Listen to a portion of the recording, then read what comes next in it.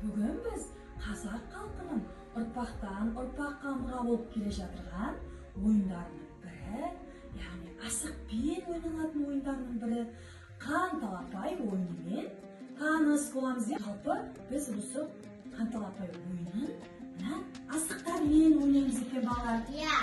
Балалар, біз асықтарды қайдан аламыз? Қойдың жүрегінен. Жарайсың, қойдың асық жүрегінен аламыз екен. Ол жүректі не істейміз? Тазартып, асықтарды тазартып, жуып, сосын не істейміз балалар? Әртүрлі түстерге бояп. Жарайсыңдар, әртүрлі түстерге бояп, ойындарға қосамыз екен. Енді қан талапайдың жүрсін түсіндіріп жіберейін балалар, қалай ойнаймыз екен. Мінекей балалар, бізге алдымызда әртүрлі түсті асықтар тұр екен. Бұл қандай асық? Қандай?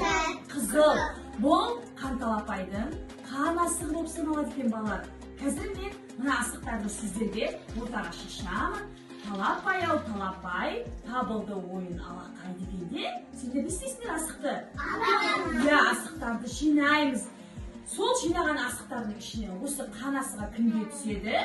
Сол бала ойынды бірінші болып бастайды екен. Талапай-ау талапай, табылды ойын алақай. Кәне балалар. Ой, жарайсыңдар.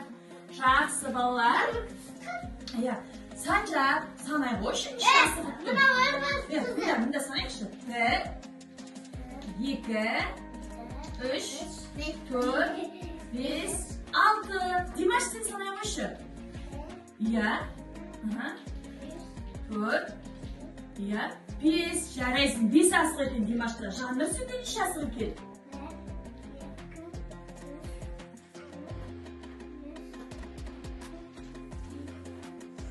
Жанырда балалар, жанырда қызыл асық қан асығы әнекей. Қан асығы жанырға түскен екен. Яғни жаныр ең бірінші болып ойынды бастайды екен. Мінекей қан асығы жанырға түсіпті. Үшеу? Үшеу, жарайсың, жақсы. Айзере? Жақсы, өте жақсы. Айзереде 3 асық екен. Жақсы балалар, олай болса асықтарымызды тіге қояйық. Әдемілеп тікейікші ортаға.